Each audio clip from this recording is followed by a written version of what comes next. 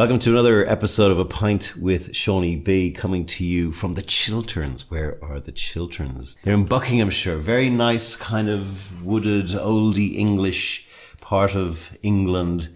And I'm with a person who I've known for, would you believe, almost 20 years now. Those of you listening from Australia will know Julia Ross as the Queen of Recruitment, even though she hates that term, I think. But she built from scratch her own recruitment company, took on the big boys, broke glass ceilings and still believes in doing that, and has always been a mentor to women as they try and carry on the work that needs to be done in that area, which we'll talk about, I think, immediately. And now she has sold it all and she is living in the ideal home that she always said she wanted to live in, back in her home country of England. I'm welcoming to A Pint with Seaniebee, Julia Ross. Hi, Sean. Welcome. How are you liking living in your ideal home? I love being back in England. When you've lived a long time in another country, there's always wonderful things about that country. And the things that are wonderful about Australia are almost juxtaposed to the wonderful things about England. They're basically the same, the opposite sort of pros and cons on each What would page. your 3 pros of Australia and 3 of England be? Well, number one's really easy for Australia, the weather. Weather, yeah. Egalitarian society. If you're without money in Australia, it's not as tough. Yeah. So it feels nicer to live somewhere that everyone is looked after and that life's not too bad if you don't have much. And I've got lots of friends there, so, and a lot of familiarity. Sydney lost its shine for me in some ways. It sort of wanted to show off rather than becoming more rich in culture and having more depth. I relate a lot more to the natural side of England. The countryside in England speaks to me a lot more, so I naturally feel at peace here. Even in London, looking at the buildings makes me feel a lot more grounded and a lot more peaceful, even though it's a very hectic city. It might not be as obvious, but if you really needed help from someone, I think that you're more likely to get someone to stop and help you in England. Right. The feeling that people have for family and friendship is deeper. There's something that the English culture has from its heritage that makes people feel more about friendships and family. It's funny, the dichotomy that you've just talked about is also really reflective in your own life, in my view. I always used to say to you that there was, when I knew you back in Sydney, the 2 Julias. Almost the Sydney Julia, which had to be playing at the big boys' table. You know, Australia, one thing I didn't like about it was this kind of colourful racing identity culture in business that it has, which seemed very juvenile to me. But you had to play at that table, and then you had this other part of you, which I think was the grounded you, the roots, even though we talk about maybe some of your early life, which it wasn't necessarily idyllic, but it was still where you came from. And there was this kind of 2 parts of you that were kind of gravitating, I think, between, you know, one being dominant and one sort of wishing and the other being dominant. Is that fair? Or? Yeah, I think to a degree wherever you are, as a woman, there has to be 2 sides to you. It's a bit like watching Queen Victoria. I need to be dominant as a queen and subservient as a wife. There has to be 2 sides to you to be a success in business. You have to become a very driven person that will do most things to be successful. That isn't who I am. But if you want to play in that game, there are certain things you have to be willing to do. That doesn't mean to say I did things that I think were wrong. It's just not necessarily the way I would have liked to play things in an ideal world. So just to give some perspective here to anyone who doesn't know who Julia is, Julia set up a recruitment company in Australia in the, I guess, 90s. Mm-hmm. Grew it from very humble beginnings to an IPO in 2000 and eventually selling the business in about 2010, around that time, was it? 13. And she built this business up and was kind of the go-to example in Australia of a woman who took on what was a very chauvinistic and male-dominated business environment and made a go of it. Your background, though, let's start here, was anything but that. Tell me where you come from and what your early life was like. I was born in Cheshire. My father was basically a labourer in the construction industry. His father was from Ireland. He moved over to Glasgow, grew up there, and then married my mother and moved to England. Mm-hmm. We lived quite a humble life, not that we went without much, until my mother decided that she didn't really like living with him anymore, and took us to go and live elsewhere, and then life was considerably tougher. I'm the youngest. Which would have been a brave thing for, I mean, so that your dad had booze issues and stuff like that, right? And when you were the youngest? Youngest of 8 children. Of 8 children, okay. So for a mother to up stakes and leave a man back then was not the done thing and very difficult to do, right? Very difficult. She was considered, probably shouldn't use any words that you might use when I'm referring to my mother, but certainly her family didn't communicate with her anymore, so she was left on her own in very difficult circumstances. There was a piece there, though, I remember you telling me before, that you were left behind. To start off with, she left the 3 youngest and took the eldest with her because she could cope with that, and then she gradually came back for the younger children. I was too young to identify emotions that they were feeling because I think I had too much going on in my own daily existence to really think about what my mother or father might be going through. But so what was going on in your daily existence back then? What was happening do you remember that time? Yeah, I was just trying to survive, really, and hope that someone would buy some shopping and feed me something, and I'd be okay. There are some memories that are okay. My father, would cut the end off a loaf for me and put best butter on it, as it was called then, and there were pleasant things like that. And there were awful things where sometimes he'd go out drinking and I'd be left on my own in the house. As a small child, that'd been quite difficult to cope with. I don't really remember much of when my 2 older siblings were still there.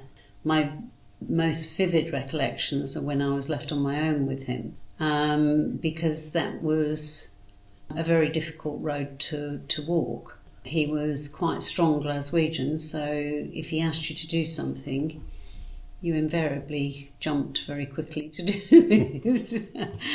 So you eventually went with your mother, so she eventually got the whole brood back together? Yes. She was only in an apartment to start off with, and she got a house for us all and moved us all in. I mean, although it was pretty awful, she did try to do her best to get us all back together. We were 8 children and we had 2 bedrooms. Right. So it wasn't the You used to talk about you being stuck under the eaves of the house. It was an interesting situation. There was nothing abnormal about that at the time for working class people. Was there always someone worse off than you? Is that kind of I've got friends who came from middle class families that lived very poor existences. Whereas, we were together, so we had one another. Being the youngest, I think it was worse for me because there was a gap between me and my next brother, so I was the most on my own. I think it was 5 years, whereas most of the others were within a year or two of one another. Did you have any feeling back then, did you think that you had to get out of this, change it? Well, the earliest memories... Did you have a drive? I remember of things that would have influenced me was listening to my older brothers discussing how they were going to get out of it. One of my main jobs was to run and find sticks for the fire. Right. So when I got back and they lit the fire, we tend to all huddle around because it was pretty cold. you scrape the ice off the inside of the windows of the house.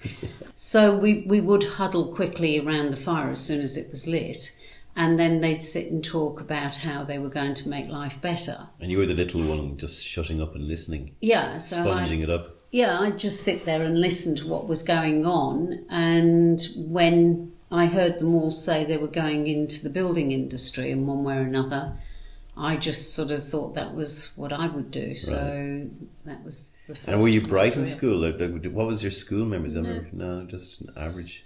Average as far as I know. Yeah. It was very difficult because, I was moved quite often.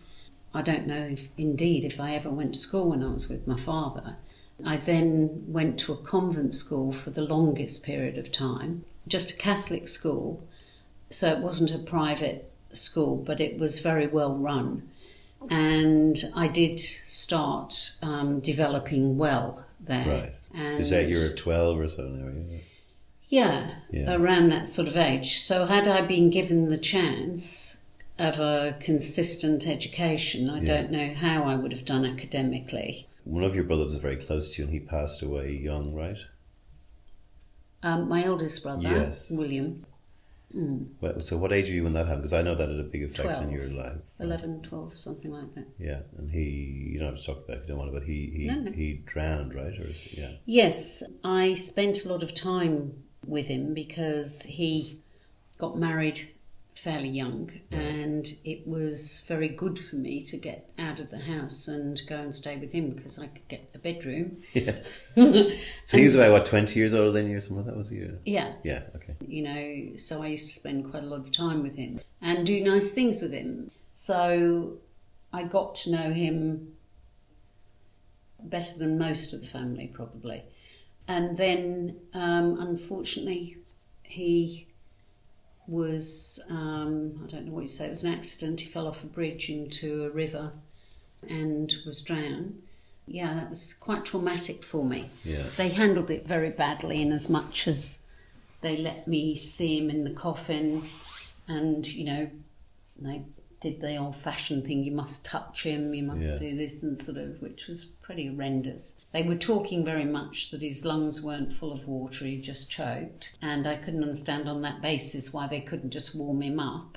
And then when they screwed the top down on the coffin, I remember watching, and I think it's given me a lot of issues about being buried alive and all sorts of things. But you have this early part of your life where there was you were the runt of the litter, and there was not quite abandonment but almost abandonment, and then of course this happening, and so you're still only a young girl.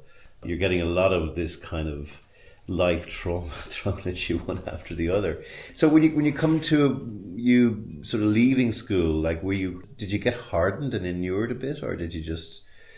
I don't think I thought very much about that sort of thing. And no, I don't think I hardened. I don't think I've really ever hardened off to things. It's just something that you have to accept in life if there's a lot of we'll come back to the chronological thing. Just want to talk one topic there, just about that issue of being hardened and where it comes from. Because you did speak earlier about the fact that you needed to play this game of business. Where are we at with glass ceiling right now? Because you have been a staunch fighter for women in business, and also you're a great person to go to. You give an awful lot of your time to women who are trying. Where is that state of affairs in the world now? My response would be marginally better, because I don't think anything can become better until we have people coming through that are not conditioned. We are all preconditioned. If I walk into a house that's dirty and the kids are not well looked after, I'll immediately think that the woman isn't doing what she should be doing. You don't immediately think, what's this man doing? Yeah. We're all preconditioned and fall into all sorts of traps ourselves, and I don't think we can unravel that. Genetic behaviour is now approved science, that we will move and use expressions that our parents do. So there is no reason for us not to believe that we didn't get a download of their brain. also, and their memories and their thoughts when we were born. So if we did get that, and we got their parents and their parents and their parents and their parents and we're screwed. It's going to take a long time for this stuff to unravel. Bit by bit it is unravelling, and I now, certainly my son, almost has the opposite issue, that he sees women as quite strong. Yeah. And the roles are almost reversing. I feel that it's going to take quite a lot to get us to where we need to get to. And I don't believe it's just government quotas or saying you can or cannot do this in the workplace. I think there's a lot of conditioning that we need to sort out in order for it to change. Because unless you change people's perceptions, it's not going to truly change. So if you're talking about a 20-year-old female now, I think she stands a great chance of having equality. Yeah. But if you're talking about a 40-odd-year-old executive, no, she's still not got parity. Parity is not only in pay gaps, it's in everything that happens in the workplace. So had I not been the personality that I am, I couldn't have survived. I would have crushed myself when I listed on the stock exchange if I'd worried about the institutions talking to my directors who'd only been appointed a week before selling the stock. The fact that everyone wanted to ask the suits the questions rather than me, the founder and the builder of the whole thing, the builder of the business. If I'd worried about that and been antagonistic in those meetings, I would have never sold the stock. But you're still playing a subservient, I have to manage this suit guy, which is also unfair. It's grossly unfair, and there's so many occasions in lots of areas of life where even now I'll ask a man to call somebody if I can't get the resolution I want, because another man will respond to a male voice. He'll mansplain it. Yeah. It's not nice. It's not what I want the world to be like. But what am I going to do? Fight it forever? So no, I mean, the sad thing is that you have to come up with tactics to achieve, I mean, even things like America and its absolutely abhorrent maternity leave. I mean, the Scandinavians seem to be getting it right? Well, it depends what you mean by getting it right. The Scandinavian countries have always been socialist countries, so they've always had socialist leanings. So you're always going to get better response to those sort of things in those sort of countries. When you get further away from socialism, you're going to get the opposite, and that's the way the world works. Whether that, but I mean, I think that what we're starting to realise as a where we're at, certainly in the developed world, is that, let's just say, the market deciding, business, all that kind of stuff being the dominant versus maybe big government and systems in place where you do look after the poorest, and you do look after women when they have a child. They don't have to rush back to work. We surely are moving more towards that kind of a solution, I hope. Or are we? That's the massive question, isn't it? Because some of those countries, there's massive suicide rates, there's massive social issues. It doesn't mean to say they've got it right. Just because they're giving... I was in Norway recently, in Oslo, which is ridiculously expensive, but they have a huge grumbling underbelly there, heroin problems, everything gets Lutheran-like swept under the carpet, Singapore style. I guess if there was an absolute answer, we wouldn't be sitting here talking on this podcast. We'd have written a book and we'd be making lots of money. Well, yes, and these questions are massive questions. I feel I take a different view on it to most people. I think we have to become more global, but we have to become global in a different way than we have historically. I don't think globalization means that everyone has to be the same colour and have the same creed, but somehow we have to become our world, our one world. That's the only way most of these issues are going to be resolved.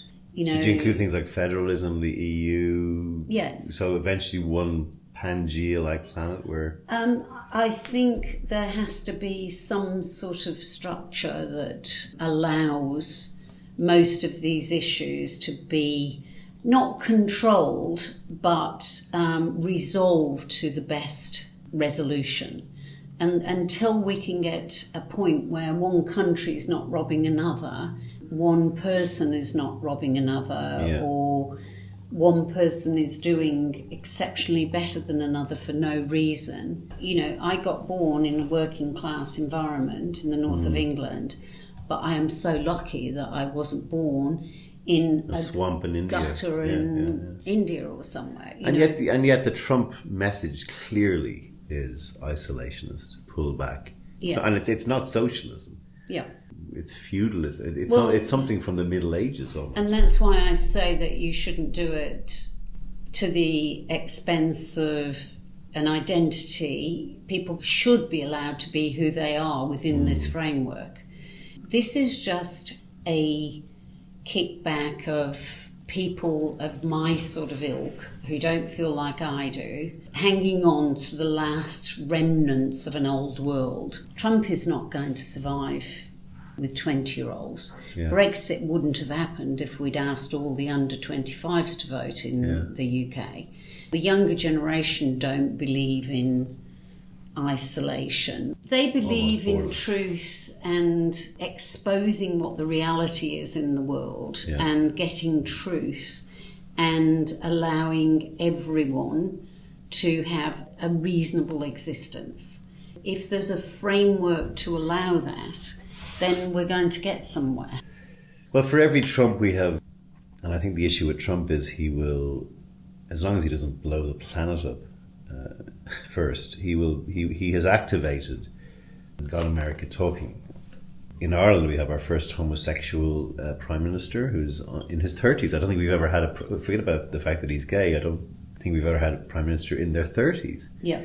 He's hardish right, but he's trying to listen to young people because he knows he's in it for another 20 years. Yeah. Trudeau in Canada and Macron in France are examples of, I think, emerging from the flames or the crap that everyone's giving out about, which I think is positive. Yeah, very. Going back to your late teens and early 20s, did you go to college? I didn't go to university as such, just higher education, which sort of showed that I could apply myself, but I was quite late doing that. I didn't have much preparation that normal people through good schooling would have had. You got into construction, okay? You talked back earlier about gathered around the fire and your brothers and sisters all saying we're going to get into business and we're going to get building and we're going to get out of this. You became a bit of a celebrity in the building industry in England when you were a young lass. Yeah, well, I had no option in my house other than to go and work. So, you know, from the moment I finished, the next week I think I was pumping fuel in a fuel station, filling shelves in a supermarket.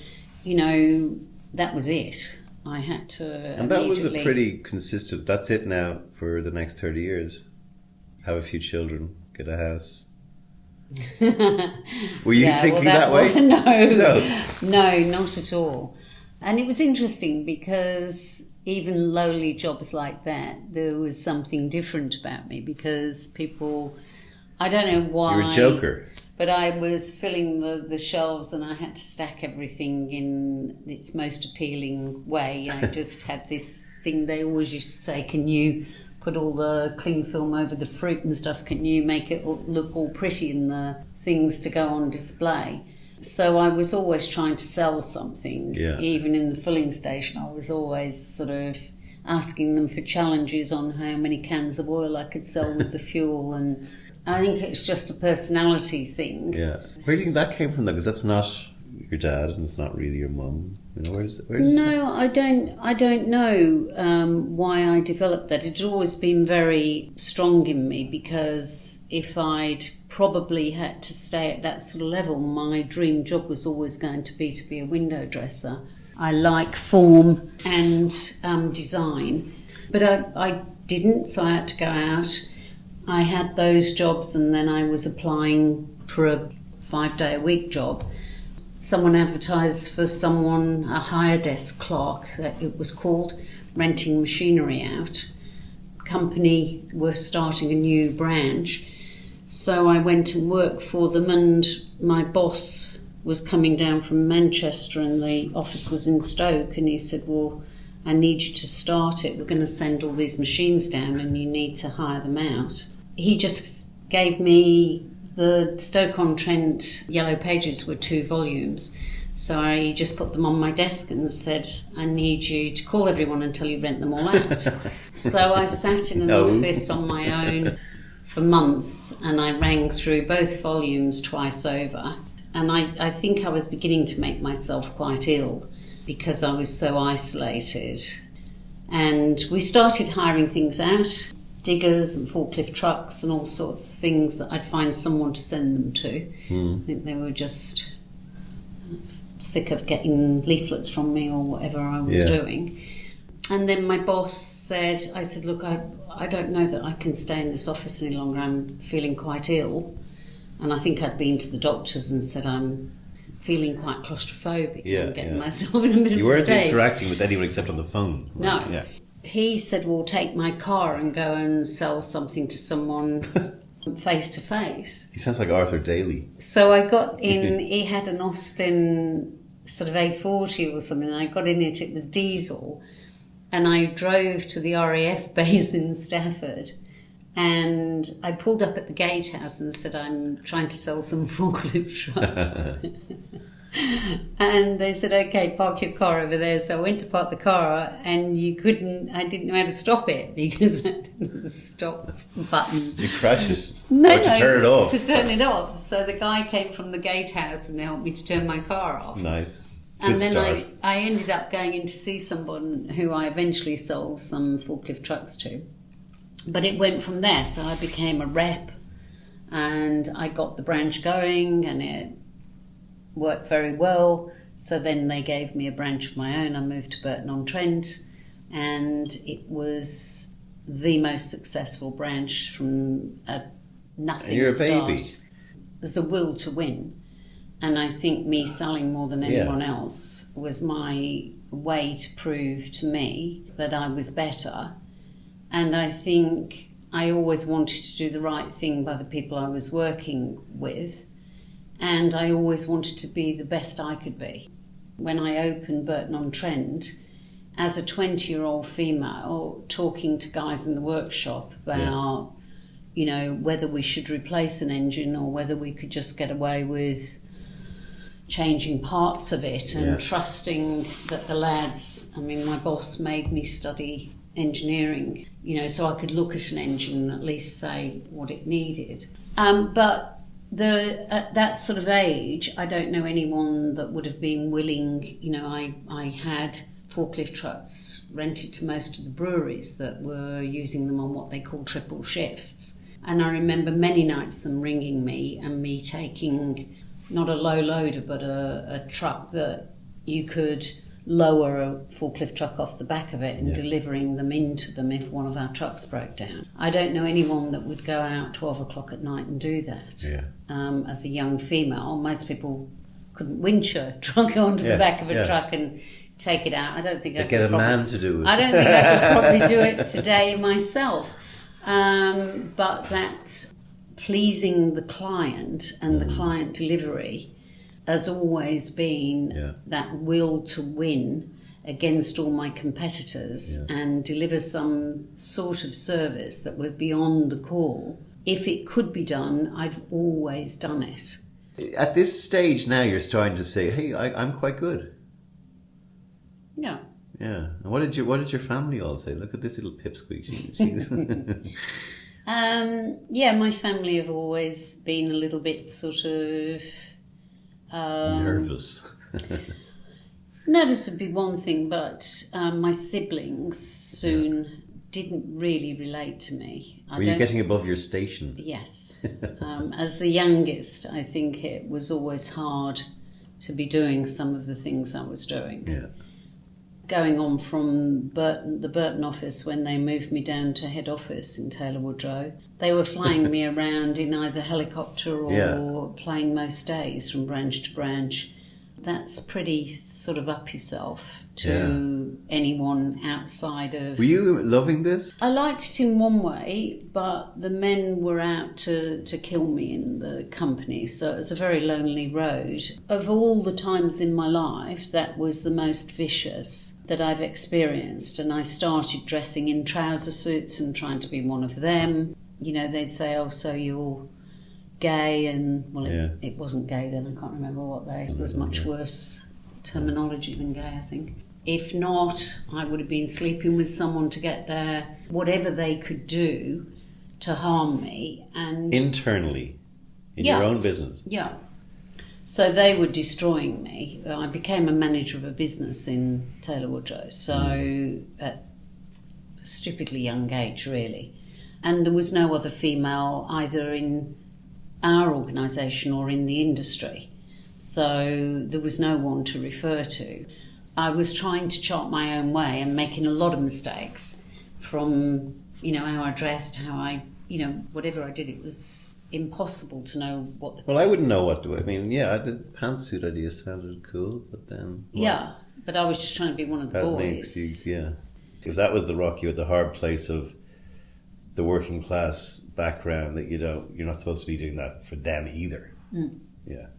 Wow. Okay. So then you're hitting some home runs, a lot of home runs. You've been nominated for Business Woman of the Year, or was it? And finalist. Because even at this stage, and we differ in this regard, you were also buying houses. You were charging in not just in your job, but into life. What was the spark that did that? Or I had money coming in and I had to invest it, or what was it? I probably had my first house at about 18. It had just been instilled in me to get your own house. Then, being from the north of England, that was what you were driving to do. So you didn't rent anywhere. I don't remember ever renting anywhere. As soon as I left home, I put the smallest possible mortgage down. Yeah. It's just a terrace, small house. Yeah. But I think also the adversity, as much as it's painful at the time, you never want to go back there again. All the mistakes I've made, I've learned very quickly never to make them again. Some of them I keep making, but most of the things that I got wrong, I've learned, and now I can deal with life a lot easier, or that sort of thing. As much as it's painful, it makes you who you are, Makes you stronger, And I've had so much adversity.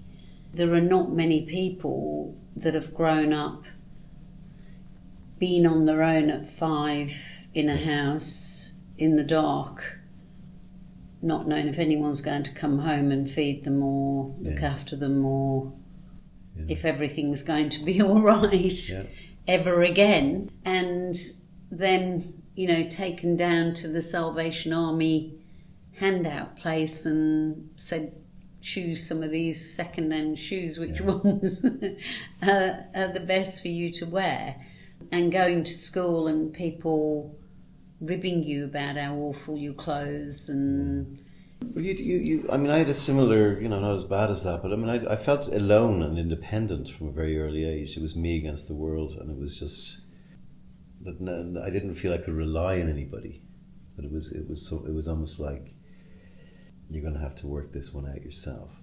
I didn't respond like that in any way. I'm my mother's daughter. I think a lot of things I do are very similar to my mother.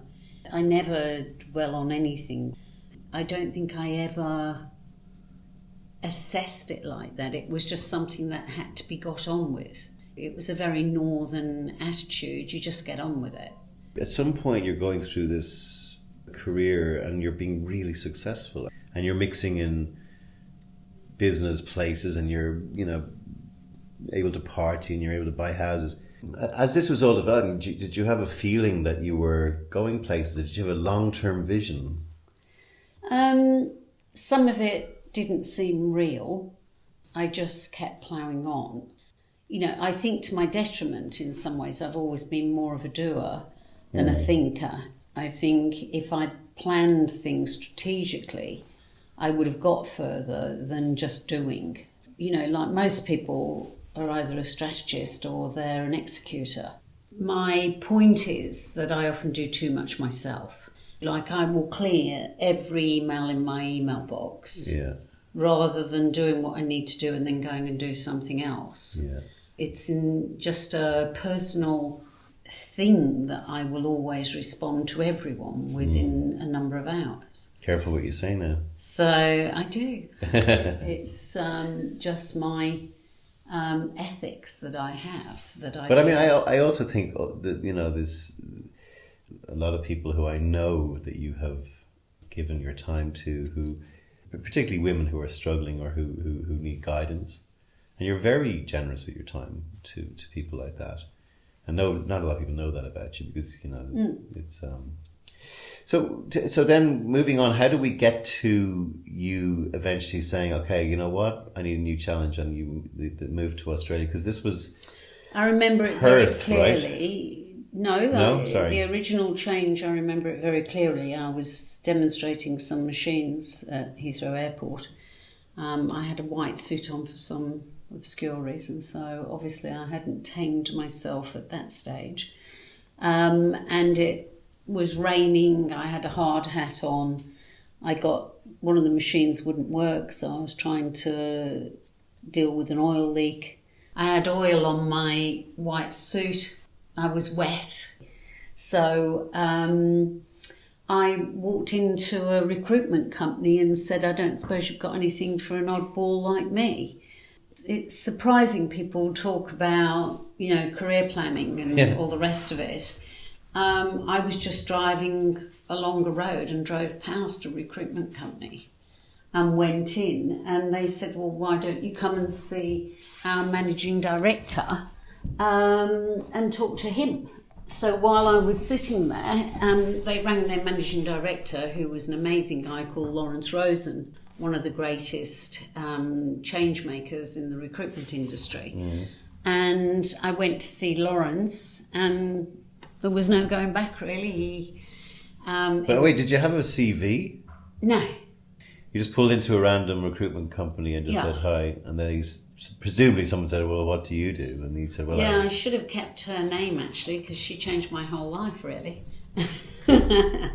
So she arranged an appointment, and I think I went to see him the next day or very soon after. And then you quit by the end of the weekend? Yeah, Lawrence did a very sort of unusual interview with me. He asked me what sort of things were on the wall of my house. He said multiply something like 75 75s and sort of weird questions. And he gave me the job, and I didn't see him for some time after. And when I asked him, I said, what on earth would you ask me things like that for? And it was all about what were my descriptive abilities like. How could I sell, or could I talk about? Can you think on your feet? Yeah, and in terms of the multiplying an impossible equation, he was saying if I'd get aggro and say, what did you ask me that for? Or if I'd try and work out the 7 sevens and the 5 fives, or the sort of like if I tried to do it in my head as a long equation, which is what I did. I'm still working on it here. So he was trying to see if I could logically work through to an approximate answer, or at least find my way through it. It was very interesting that he assessed me like that, and I worked for him for a number of years. He tried to stop me going to Australia, and it's always been interesting. So what was the spark to Australia? I went and had a visit to Australia. A friend of mine had gold mining machines. I didn't like taking holidays, and the recruitment company I worked for said you've got to take a break. Why didn't you like taking holidays? I couldn't see the point. I didn't know what I would do if I went on holidays. Right. So they said, well, you're going to have to go. So I went to this friend and said, I need to do something, you know. And they said, well, go out to South Africa and sell me some of these gold mining machines. And I said, I don't like the idea of South Africa. And they said, well, go to Australia then. So I went to Australia, and when I came back, I was telling one of the other managers at the recruitment company where I'd been and what I'd been doing. And he said, well, we're going to open up in Australia. Would you like to go back? So again, it was a very random discussion. He sent me the application form, I applied, and they gave me the gig, as they say. I mean, I remember you telling me the stories of Perth at that time, just crazy time, yeah. Yeah, it was just after the America's Cup. You know, America's Cup when Australia won it in America, and they then brought it back to Perth. So that's why they sent me to Perth, basically, because it was going to be a hot place to be. Yeah. I created 2 sizable branches there, which was fabulous. And that you just said the money sloshing around that area at the time was crazy, yeah? Oh, it was a mad place to be. I, shared an office with a guy who was in gold mining, and he said, have you brought any money over from England with you? And I said, well, I think I've got about 100 grand or something. And he said, well, take this stock. It's 20 cent shares with an option. And I didn't do it, and it went from 20 cents to $12 in like 12 weeks. So I could have just given up then and not worked ever again. But that wasn't the idea. It was great fun. It's a long way from Cheshire now at this stage, isn't it? It's beginning to be. Yeah. And then what was the next big thing? Then they moved me over to Sydney to run Australia, New Zealand and Asia. I worked very closely then with the guy that had moved from the UK. He unfortunately got very bad cancer, eventually passed away. But during the time that he was sick, he became very difficult to work with. And one day just accused me of something stupid. I put my keys down on the table and said, if you feel like that, you can have my keys and I'll give you my desk back. And then I realised the keys to the house and the car and everything were on you have to store them out. By the way, can I just take 3 of those keys off that key ring? Sorry, I need them to get in tonight. Sorry, otherwise, stick your fucking job. Yeah. So I packed everything up. I'd married an Australian prior to this, and I'd split up with him. I packed all my things into a container, got on a flight to England and arrived with my best friend. So she said, you're doing some very strange things. Can you take a pregnancy test? And I said, well, they told me I could never have children, so that's silly. And she said, well, just do it for me. So I was sitting drinking a cup of tea, waving a clear blue stick around. What does that mean? And they said, what does a blue line mean? So I went back to Australia. I stopped the container. I often wonder if the container had already been on the ship. Yeah. My whole life might have been different. I might have had a chain of recruitment companies in the UK. Yeah. So I went back to Australia. The marriage didn't work still. We had another go at it, but it didn't work. So I had to do something. And Julia Ross was born out of that adversity in terms of me knowing that no one was going to give me a high-powered job while I was pregnant. It's funny that, so that is the narrative that you've had all your life, the barefoot and pregnant in Sydney, and I think there were just 2 or 3 of you in an office and you needed some money for fax machines and people were, oh no, I don't want to give you any money. And you were giving them cuts of the company and they didn't want it. And Yeah. were you, so your marriage is broken up, you're pregnant with James, so hello James if you're listening. James is a 28-year-old son of Julius, who's a great guy. Were you scared? I wasn't scared to start off with once I was working. I was scared when I was trolling around the streets looking for some office space, and it was sort of July. I remember it being very windy down sort of Pitt Street in Sydney. I was cold. I wasn't feeling at my greatest. Yeah. So I was in a foreign country, no family, very few friends. I remember feeling very desolate in that situation, but once I actually got into the office and had to get out there and see some clients and sell, I again went into my doing mode. I mean, you got a lot of shit for when you were... there were all these articles, when she went back to work the next day after giving birth or something. That was rubbish, right? I mean, there was... Well, eventually when I gave birth to James, he was 2 weeks overdue. So when they talk about me, having him induced because that was convenient. That's what you do for babies who are if he's 2 weeks overdue, you have to have him induced. Otherwise, I don't actually know what happens, whether you explode or what. What the baby explodes or you explode. But, yes, I had him induced. The doctor said, so, okay, let's plan this then. When are we inducing him? And I said, well, can we do it on a Friday? Because I usually sign the payroll on a Monday. Yeah. So that would be most convenient. So he said, okay, we'll book you in on Friday then. So that was that.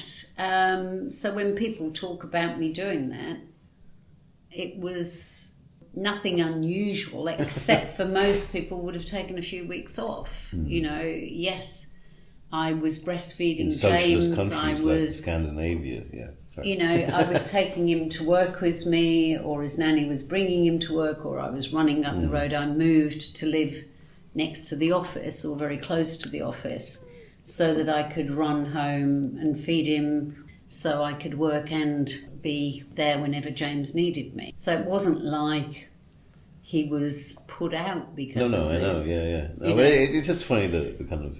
Yeah. There's a certain amount of snipey shite that was going on in the background of but the that's Telegraph what I'm and the eastern about, suburbs. This perception of women and this... Probably if I heard someone inducing a child... John Singleton induced his own child from his own womb. Which he probably would have done. No, but yeah. But a woman doing that is considered to be such a bad human being. Yeah. It's quite normal. Yeah. James didn't suffer in any way. Yeah. Whether I had him induced on the Thursday, the Friday or the following Monday really didn't matter to him. Well, most of those guys, if they were the ones giving birth, would try not to be at the birth. Yeah, if they could somehow manage it. Yeah. So the other thing I just wanted to ask you about this, you were pushed into having to set up a business against your will in a country that you were planning to leave. When I was working with you in the 2000s, Julia Ross Recruitment was a very well developed brand. It stood for something a little bit cheeky, a little bit different from the big corporates, fun place. What about you tell us? It was a very responsive business. I'd come out of pink collar, but the whole idea was to take your business very seriously and deliver excellence, but not take yourself too seriously. So I took the office on in late 87. The crash happened and it took about a year for it to filter through to the job market. So I started in an impossible time. It was decimated. So while you've got major players being decimated, it was virtually impossible to sell as a new provider when they were trying to look after their own suppliers. And it was born out of adversity again, thinking about how am I going to compete in this environment where everyone's really closing their doors and not employing. How am I going to get the little bits of business there are? And I thought the only thing I can do is bring fun to people. So whether it was them ringing and us telling them the joke of the day, or whether it was my singing receptionists or any of the silly things we did, they made people feel good about ringing us. So the whole idea was when a person dealt with us, that they felt better for the experience. Yeah. If they go away feeling good, they'll come back again. Yeah. If we not only do what we're supposed to do and supply them with a superb person fast, if we do that really, really well, better than anyone else, plus they feel good about the experience with us. It's a very simple recipe. Yeah, it is. But I thought about things like we trademarked an idea called brachytemps. If a client rang us and their switchboard operator or someone who was urgently needed went sick, rather than having to wait for someone to come from home, get dressed and be 2 hours, I could have them sitting in my office and give them breakfast while they waited for work. Right. So they could be with the client within 10 minutes. And I paid them for 4 hours whether they worked or not. Yeah. They went home if they didn't get work, but most of them did. Most of those clients, when they had a requirement like that, would ring me. Why wouldn't they? When you sold the business, and being a guy who works in advertising, when you talk about brekkie temps, you talk about, coming in at Christmas time and half the girls are wearing, our guys are wearing antlers or whatever, and they're having fun, and you used to always want to make sure that your Christmas party was the best Christmas party in Sydney, and people can bring their partners and little things like that. That's the thing when the people come in and buy, you go, okay, we can save 285 Aussie dollars on antlers this year. Let's put a line through that. They're saying we can streamline this operation, make it more money making by taking away all the tiny little things that make you the brand that you were. Well, the antlers were very important on a number of ways. That's a good name for your book. Because the people wore the antlers so that we would know they were talking to a client. Oh, that's right, yeah. So if a person... They were form and function. Yeah, if a person was on the phone and they had their antlers on, or whatever they had on their head, it could be anything. They had bobbles, they had bunny ears, they had whatever they felt like. But if they had something on their head, you knew they were talking to a client. Yeah. There was a number of things that was great about that. It stopped people going up to them and interrupting them, so they wouldn't ask them a question while they had something on their head. But it also told me how many people on the floor were talking to clients. And, that's the evil machinators. Oh, why are your antlers haven't been on for half an hour? So but it was a fun place, wasn't it? I mean, well, it was a very motivational thing to look over the floor and look at everyone with something on their head and think all of them are talking to someone selling something, which was amazing. It was such a motivational environment, not just for me to look at that, but for everyone to look at one another. And in the end, the people that hadn't got something on their head would be a little bit headless on the outer. So it was very fun, and there were so many things in the company that were like that.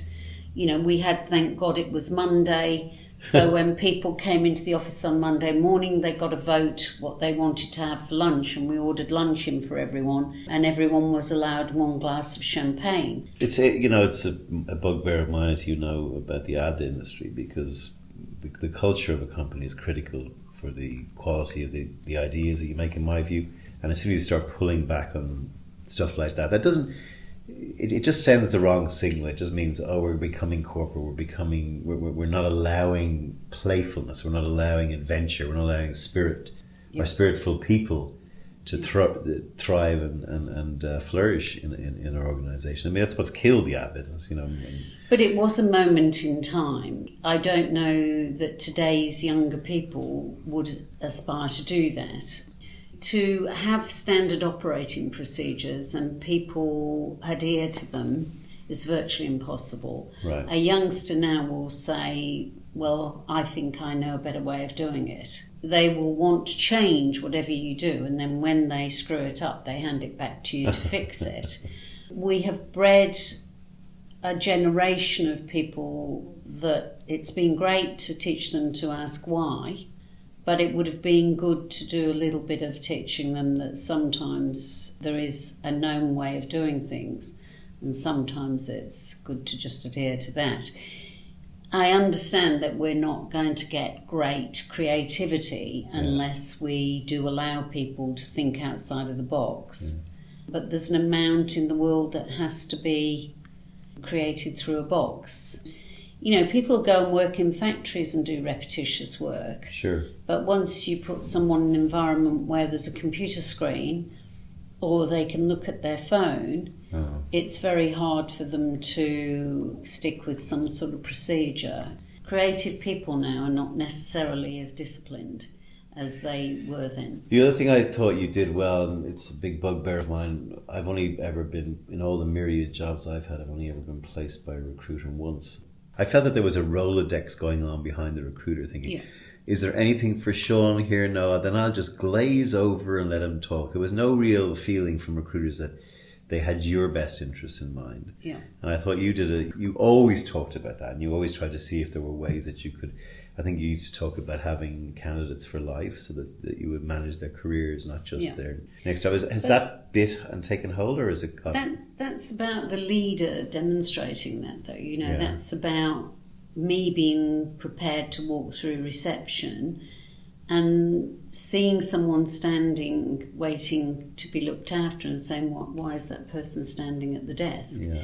So that's driven by leaders and inculcating that desire to care about people. Yeah. And sometimes it's hard decisions, because when we became bigger and we were dealing with volume clients, people had said, well, we can't afford to have so much hands-on this client because they're not giving us enough margin. And it's up to the leader, if the leader's prepared to say, well, we can't deal with them then, because that's not our brand. And our brand doesn't sit with that. There was a lot of stuff like staying open till 8 o'clock at night, not only for appointments, but to have the door open up until 8 o'clock at night so anyone can walk in for an appointment. Yeah. How is it we're the only recruiter that does that we get the best candidates? Because the best candidates care about where they're working now. They don't want to leave their job in the middle of the day and come for an interview that may run over their lunchtime. They don't want to do that and let their current employer down. That's why we get the best people coming to have interviews out of hours. That, of course, then demands a premium, though, because you've got to employ consultants out of hours, you've got to keep the branches open. There's an infrastructure cost involved in that. Yeah. And once you start saying, well, we'll stop doing that, then the world starts falling apart and the brand doesn't stand for anything different. And I think that's what I noticed when you sold, that it gets subsumed. They're buying business, but business won't stay. Well, there was no brand. The CEO of the new group that I sold to never asked me anything about the company. That's hilarious. And about a year after I'd gone, I heard that he'd sent an email, because obviously they weren't doing very well, and asked someone if they could explain what the Julia Ross experience was. And all of those things were what we termed the Julia Ross experience. And everyone knew all those commandments, what they were. Mm. And it took him a year to ask the question, and I don't think they ever implemented any of it. So to fill in some gaps here, Julia built the business up from 1988 to around about 2000, where you went public. What was the thinking behind that? Well, at the time it was the thing to do to prove that you were legitimate and your clients could take you as being solid. I don't think it was beneficial, but everyone sort of convinced me that as soon as I'd listed, I had to start acquiring other companies, which I did. And that was disastrous. From there on in, I was recouping from a bad acquisition. The acquisition damaged the heritage brand because they didn't do anything terribly well. Yeah. And they walked around their offices. You can't force you on them either. No, and they walked around their offices saying those stupid Julia Ross people with down the antlers. Road. With their antlers, exactly. Two stories from that time that really struck me. One was, whatever the brand image was in the socialite image, at the very core, I know that there's an authentic person of integrity in you, which I've known for many years. But you came out to meet us, and you just literally you sold half your company, and you had to give them a bank account number, and it was like your it's like the one that has your ATM card on it. And so she went public that day, and she came out and said, there's just 30 million has disappeared in my bank account, which I thought was lovely, because it's just like, where does the money go? Do you want my bank account number? Oh, yeah. Okay. Do you want the one from my ATM? Yeah. So, and we had a good laugh that night. But so apart to the cash windfall. But again, you didn't need the money at the time. You were I didn't wealthy. Touch it for several years. And you didn't take a salary for many years. I know. Or holidays. I was one of the rare people that didn't do it for the money. Yeah. It was to prove to people, which was a stupid thing to do, because it was an impossible thing for an entrepreneur to run a company after listing. And I've read lots of books about it now, how entrepreneurs sense things, they feel things, they know in their gut what's the right thing to do. Well, Apple's the best example. Scully came in and kicked Steve Jobs out, after they initially launched, and it took him to come back before Apple.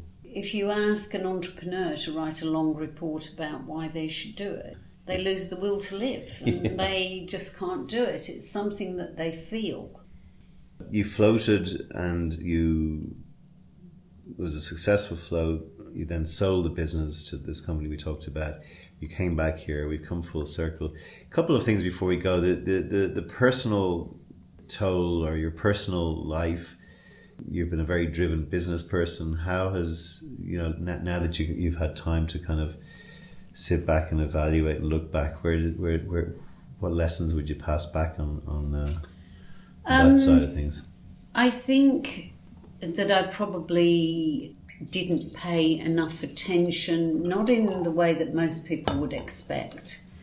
Saying, did I pay enough attention to relationships or to my son or my own well-being?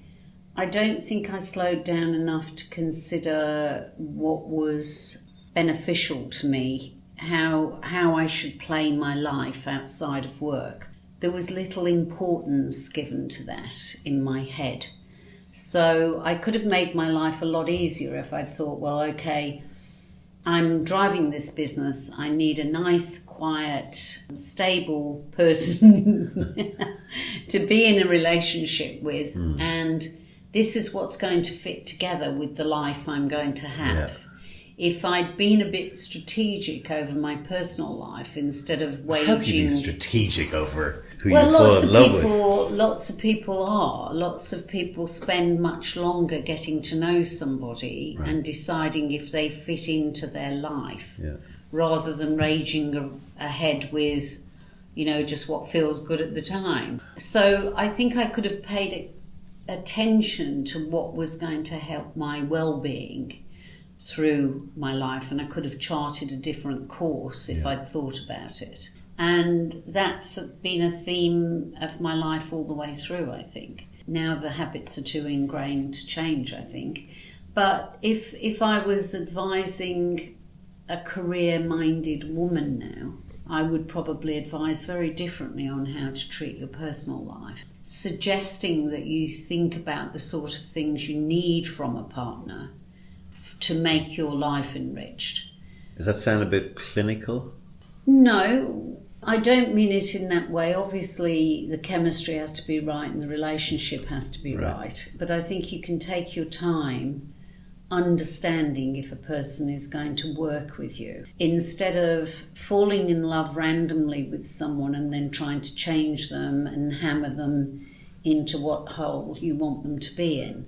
You could think about what type of person is going to fit and wants the same things that you want in life. Particularly if you want to be a heavy career female, you have to have a certain man to work with you. Do we ever stop saying something like, particularly if you want to be a heavy career female? Do we ever stop doing that? Well, one would hope so, but it doesn't work like that, does it? A woman, unfortunately, is always, 9 times out of 10, going to work harder than a man in every way. She's going to work harder inside and out of her working life, her home life. She's going to have more expectations put on her and more demands than a male in the equivalent situation. More responsibility always falls on the female. What do you say, final question, to trying to work out which one? The stacking the shells, Julia, from way back. A woman who's in that position now, but who does believe. Very hard. I've been a very lucky person in as much as I started off as a particular person who I recognise. I can identify with who I was. I then charted my way through my life and altered that person and bent that person in various ways to become what was necessary during that journey.